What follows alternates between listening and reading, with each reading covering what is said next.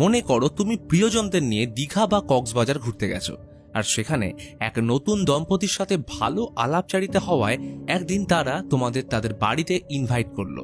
কিন্তু ওদের বাড়িতে যাওয়ার পর একের পর এক এমন অভিজ্ঞতা হতে শুরু করলো যেটা না পারছো থামাতে, না পারছো কাউকে বলতে। আজকের এই অদ্ভুত গল্প শুধু নিজেকে প্রশ্ন করতে বাধ্য করবে তা নয়, বরং প্রতিটা মুহূর্তে তোমাদের সহ্য ক্ষমতার পরীক্ষা নেবে।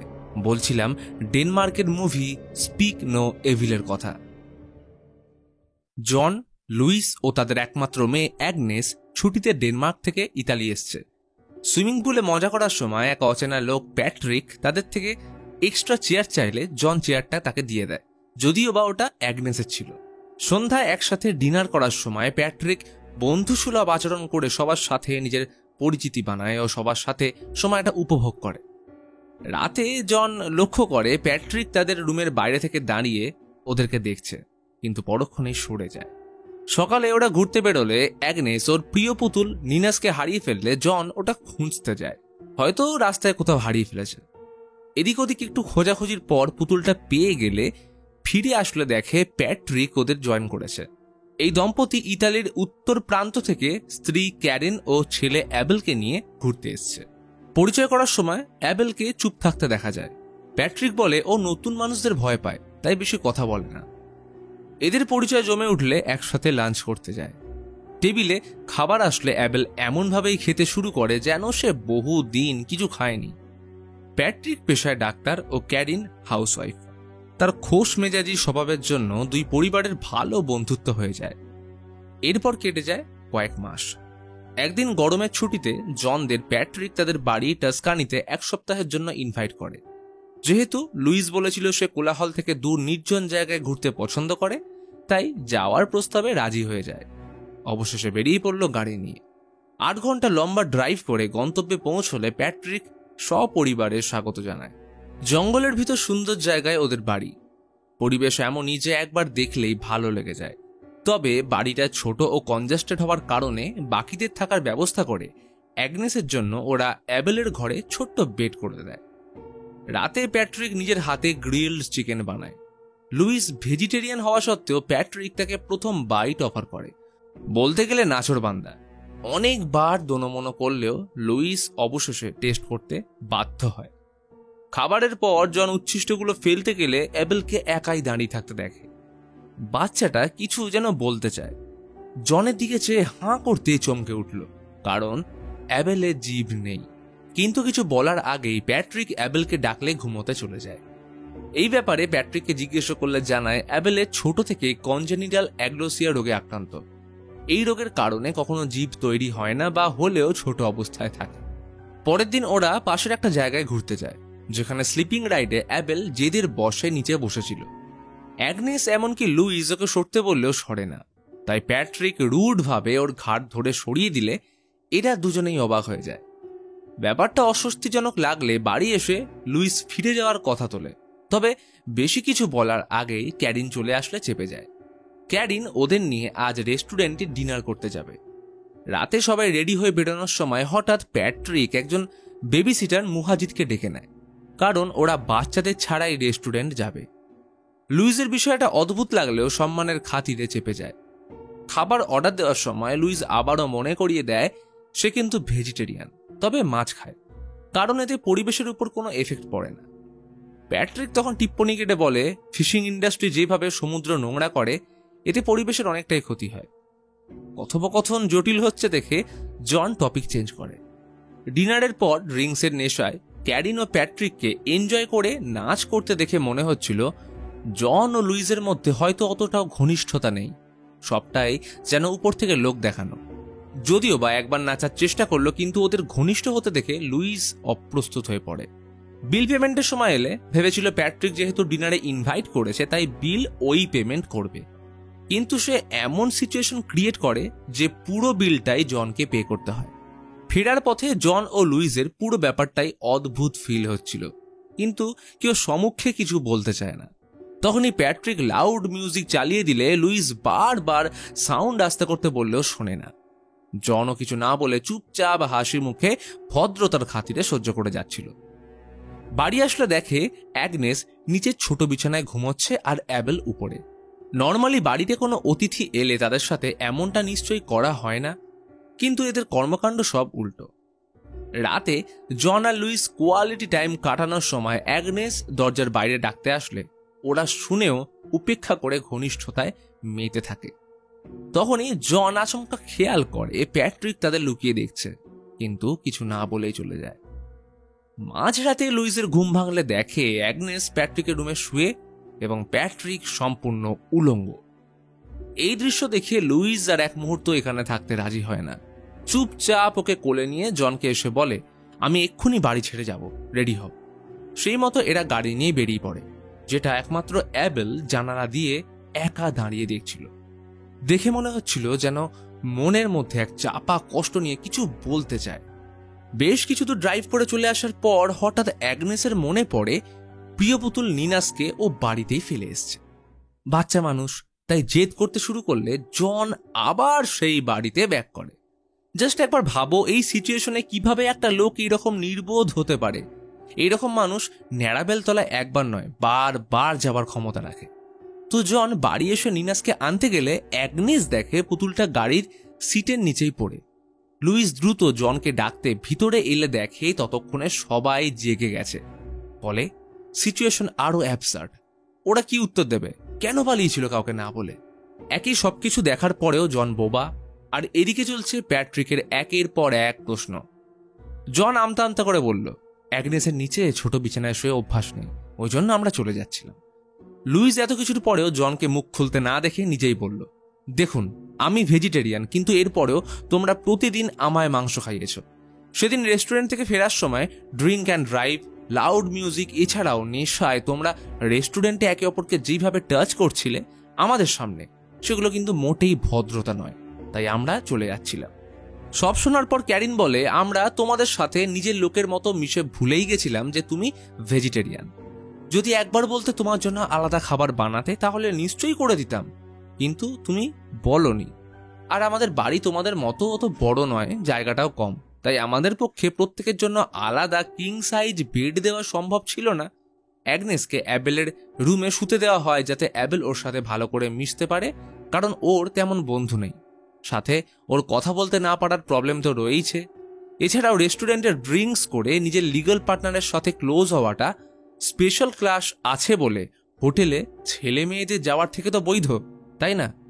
এই প্রত্যুত্তর শুনে লুইস জোর গলায় বলল, রাতে প্যাট্রিক আমার মেয়েকে নিয়ে আপত্তিজনক অবস্থায় শুয়েছিল, এটা কি ধরনের অসভ্যতা? ক্যারিন পাল্টা বলে, অ্যাগনেস তোমাদের বারবার ডাকছিল আর তোমরা তখন একে অপরের সাথে ঘনিষ্ঠ ছিলে। তখন কি একবারও মাতৃত্ববোধ জেগে উঠল না যে দেখি মেয়েটার কি হলো, কেন কাঁদছে? জন আর লুইসের কাছে এইসবের কোনো উত্তর না থাকায় বলল, দেখো যেটা হয়ে গেছে সেটা নিশ্চয়ই ঠিক করা যাবে না। তোমরা চাইলে ইচ্ছে মতো চলে যেতে পারো, কিন্তু হলফ করে বলতে পারি আজকের দিনটা যদি তোমরা থেকে যাও তাহলে খুবই ভালো হয়। অবশেষে এরা ভদ্রতার খাতিরে থাকতে রাজি হয়ে যায়। বেলায় প্যাট্রিক জনকে নিয়ে ঘোরাতে নিয়ে যাওয়ার সময় পারমিশন নিয়ে রেডিও চালায়। গান শোনাকালীন জন মনের কথা শেয়ার করে। জীবনে যে জিনিসগুলো নিজের ভালো লাগে না তবুও সেটা অন্যের খুশির জন্য মুখ বন্ধ রেখে করতে হয়। প্যাট্রিক জনের থেকে কাল রাতের জন্য ক্ষমা চেয়ে একটা ফাঁকা জায়গায় এনে মন হালকা করার জন্য চিৎকার করতে বলে। এরপর বাড়িতে এসে দুজন ভালো সময় কাটায়। বেলায় একসাথে রান্না করার সময় লুইসের আঙুল কেটে যাওয়ায় প্যাট্রিককে চেক করতে বললে রিভিল করে যে সে ডাক্তার নয় এবং সেদিন মিথ্যে বলেছিল সবার নজরে আসার জন্য। এমনিতে সে বেকার, কোনো কাজই করে না। এরা দুজন তো শুনে অবাক, তারা কি বলবে ভেবে পাচ্ছে না। একের পর এক অস্বস্তিকর সিচুয়েশন, একটা যাচ্ছে তো আরেকটা আসছে। এরই মধ্যে লক্ষ্য করে ক্যারিন অ্যাগনেসের উপর বড্ড বেশি অধিকার ফলাচ্ছে। কেমন করে খাবার টেবিলে সাজানো উচিত, কিভাবে খেতে হয়, সবকিছু দেখিয়ে বোঝাতে চাইছে যে ক্যারিন ওর মা। ব্যাপারটা একটু এক্সট্রিম হয়ে গেলে অবশেষে লুইসকেই প্রথম মুখ খুলতে হয়, কারণ জন তো ভদ্রতা বজায় রাখতেই ব্যস্ত। এরপর অ্যাবেল আর অ্যাগনেসের ডুও ডান্স পারফর্ম করার কথা ছিল। অ্যাগনেস সেটা ভালোভাবে করলেও অ্যাবেল কিছুতেই করতে পারছিল না। বেচারা শত চেষ্টা করেও কিছুতেই ওর মতো হচ্ছিল না। প্যাট্রিক এর জন্য রুড বিহেভ করে অ্যাবেলকে বকলে লুইস অ্যাগনেসকে নাচতে মানা করে, কিন্তু অ্যাবেলকে নাচতেই হবে। এইবারও একই জিনিস, বেচারা অ্যাবেল দাঁড়িয়ে কেঁদে ফেলে, কিছু বলতেও পারছে না। আর একদিকে অ্যাগনেসের বাবা মায়ের নীরবতা। জন আমতা আমতা করে এর বিরোধিতা করলেও একজন পুরুষ হয়ে জনের যেটা করার কথা সেগুলো লুইসকে করতে হচ্ছিল। মাঝরাতে জন শুনতে পায় অ্যাবেল কাঁদছে। প্যাট্রিক কয়েকবার বকাবকি করার পর আবার সব চুপ। রাতের নিস্তব্ধতা যেন সময়ের সাথে আরো গভীর হয়ে এলো। কেমন যেন অস্বস্তি বোধ হচ্ছে। জন ঘুম থেকে উঠলে নজর যায় হাওয়ায় নড়তে থাকা বার্ন হাউসের খোলা দরজাটার দিকে। সেখানে ঢুকলে অবাক হয়ে যায়। দেখে প্রচুর সুটকেস, লাগেজ ব্যাগ পড়ে, দেওয়ালে লাগানো অগন্তি ছবি, যেখানে প্যাট্রিক আর ক্যারিনের সাথে প্রতিটা ছবিতে একজন নতুন কাপল এবং তাদের বাচ্চা। তবে প্রতিটা ছবির পর আগের বাচ্চাগুলো চেঞ্জ হয়েছে। আর এইখানে রিভিল হয় আসল রহস্য। আসলে প্যাট্রিক আর ক্যারিন সাইকো কাপল। তারা প্রতি বছরের অন্তরালে ঘুরতে গিয়ে নতুন দম্পতির সাথে আলাপ করে তাদের বাড়িতে ইনভাইট করত এবং ওদেরকে মেরে বাচ্চাগুলোকে রেখে দিত, যতক্ষণ না ওরা নতুন কোনো দম্পতি ও বাচ্চাকে টার্গেট করছে। এই বাচ্চাগুলোকে তারা ব্যবহার করত নতুন দম্পতিকে ইনভাইট করার জন্য। বাচ্চাগুলোকে নেওয়ার পর তাদের জিভ কেটে নেওয়া হতো যাতে ওরা কাউকে কিছু বলতে না পারে। অর্থাৎ অ্যাবেলের কনজেনিটাল অ্যাগ্লোসিয়া নয়, বরং তার জিভ কেটে নেওয়া হয়েছিল। শুরু থেকেই অ্যাবেল তাদের সাবধান করতে চেয়েছিল, যেটা জনকে জিভ দেখানো থেকে শুরু করে স্লাইডিং রাইডে ইচ্ছে করে বসে থাকা। ভোরে ওদের চলে যাওয়া জানলা দিয়ে দেখার সময় অ্যাবেলের বাঁচার আশাটাও হয়তো শেষ হয়ে গেছিল। জন সব দেখার পর ভয় হতভম্ব, কিন্তু জানে না যে এর থেকেও বেশি কিছু ওর জন্য অপেক্ষা করছে। জন পাশের বাথরুমে কলের আওয়াজ শুনে ঢুকতেই শরীর ঠান্ডা হয়ে এলো। অ্যাবেল জলে মৃত অবস্থায় ভাসছে। জন আর কিছু না ভেবে সোজা লুইস অ্যাগনেসকে নিয়ে গাড়িতে উঠে বসলো, কিন্তু গাড়ির ফুয়েল প্রায় শেষ। আর সেটা করেছে প্যাট্রিক। কিছু দূর আসলে একটা কালো গাড়ি ওদের ওভারটেক করে কিছুটা রাস্তা এগিয়ে ব্লক করে দাঁড়িয়ে পড়ল। যা দেখে জন ভয়ে মেন রোড থেকে গাড়ি নামিয়ে কাঁচা রাস্তা ধরলে গাড়ি আটকে যায়। অন্ধকার শুনশান এলাকা, হাওয়ার শোঁ শোঁ আওয়াজ কান ছুঁয়ে বেরিয়ে যাচ্ছে। জন দেখে দূরে একটা বাড়িতে লাইট জ্বলছে। ওদের গাড়িতে রেখে সাহায্যের জন্য বাড়ির দিকে গেলে দেখা যায় ওই কালো গাড়িতে বসে প্যাট্রিক তাদের উপর নজর রাখছে। জন বাড়িতে কাউকে না পেয়ে নিরাশ হয়ে ফিরে আসলে দেখে গাড়িতে কেউ নেই। ফাঁকা রাস্তায় জন পাগলের মতো দৌড়চ্ছে। বউ বাচ্চার কোনো হদিশ নেই। তারও স্বরে চিৎকার করছে জন। হঠাৎ প্যাট্রিকের গাড়ি এসে থামল। আরে ভাই, ভাগ্যিস ডাকলে, না হলে তো চলেই যাচ্ছিলাম। লুইস আর অ্যাগনেস তো আমাদের সাথেই আছে, আসো গাড়িতে ওঠো। জন এই সিচুয়েশনে এমনই ভেঙে পড়ে যে ওর মধ্যে সেই সাহসটুকু নেই যে তার বিরুদ্ধে রুখে দাঁড়াবে। চুপচাপ গাড়িতে উঠে বসলো। ভয়ে কাউকে কিছু বলতে পারছে না। মনের মধ্যে চাপা কষ্ট আর মৃত্যু ভয়। প্যাট্রিক মাঝ রাস্তায় একবার টয়লেট করতে নামলেও জনের সাহস হয় না গাড়ি নিয়ে পালানোর। এই পার্টিকুলার দৃশ্য আমাদের বুঝিয়ে দেয় যে একজন পুরুষ তার পুরুষত্ব ও দায়িত্ববোধ হারিয়ে ব্যর্থতাকে স্বীকার করলে কতটা অসহায় ও অপদার্থ হয়ে যায়, যাকে জীবন্ত লাশের সাথেও তুলনা করা যেতে পারে। গাড়ি এরপর থামলো ফাঁকা রাস্তায়। সামনে দাঁড়িয়ে মুহাজিদ। জন সাহস করে একবার রুখে দাঁড়ানোর চেষ্টা করলে প্যাট্রিক ঘুষি মেরেও নাক ফাটিয়ে দেয়। লুইস বুঝে যায় পরিস্থিতি কি হতে চলেছে, কিন্তু কিছু করার আগেই ক্যারিন অ্যাগনেসের জিপ কেটে মুহাজিদকে হ্যান্ড ওভার করে গাড়ি ছুটিয়ে চলে। এরপর জন আর লুইসকে নিয়ে অনেক দূর শুনশান জায়গায় ড্রাইভ করে নিয়ে আসে। এই পুরো রাস্তায় জন নির্বাক চিত্তে বসেছিল, কোনো কিছু ভাবার বা করার ক্ষমতা হারিয়ে ফেলেছে। অবশেষে দুজনকে উলঙ্গ করে নামিয়ে দিয়ে শুরু হলো পাথর ছোঁড়া। বেশ কিছুক্ষণ এই অমানসিক অত্যাচার চালানোর পর ভারী পাথর দিয়ে থেঁতলে দেওয়া হলো দুজনের মাথা। প্যাট্রিক আর ক্যারিন অ্যাগনেসকে নিয়ে সামার ভ্যাকেশনে ঘুরতে এসছে। চলছে একের পর এক মজা আর নতুন মানুষদের সাথে আলাপন, সাথে নজর খুঁজে চলেছে তাদের নতুন শিকার। গল্পের সম্পূর্ণ ফোকাস এই দুই দম্পতির মধ্যে রাখা হলেও গল্পের আসল চরিত্র ছিল কিন্তু অ্যাবেল, যে মুখ বুঝে সব সহ্য করার পরেও শেষ অবধি তাদের বাঁচানোর চেষ্টা করে নিজেকে স্বাধীন করার স্বপ্ন দেখেছিল। কিন্তু ভাগ্যের পরিহাসে সেটা চিরতরে শেষ হয়ে যায়।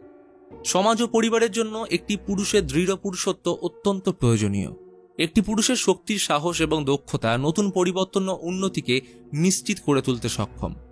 একজন প্রকৃত পুরুষ তার পরিবারের সুখ, শান্তি এবং সম্মানকে নিশ্চিত করে, যা নতুন প্রজন্মের প্রতি উৎসাহের প্রেরণা। আরেকটি দৃঢ় ব্যক্তিত্ব পরিস্থিতি অনুযায়ী তাকে হ্যাঁ বা না বলার সাহস প্রদান করে। মনে রাখবে, শরীরচর্চা করে পেশিবহুল হলেই তাকে পুরুষ বলে না, বরং বুকের সাহস রেখে সমাজ ও পরিবারের প্রতি অন্যায় অবিচারের বিরুদ্ধে রুখে দাঁড়ানোই আসল পুরুষত্বের প্রতীক। তো ভিডিওটা ভালো লাগলে অবশ্যই লাইক করে বন্ধুদের মধ্যে শেয়ার করে দিন, আর এই রকম ভিডিও আরও দেখতে হলে সাবস্ক্রাইব করে আমাদের পাশে থাকুন।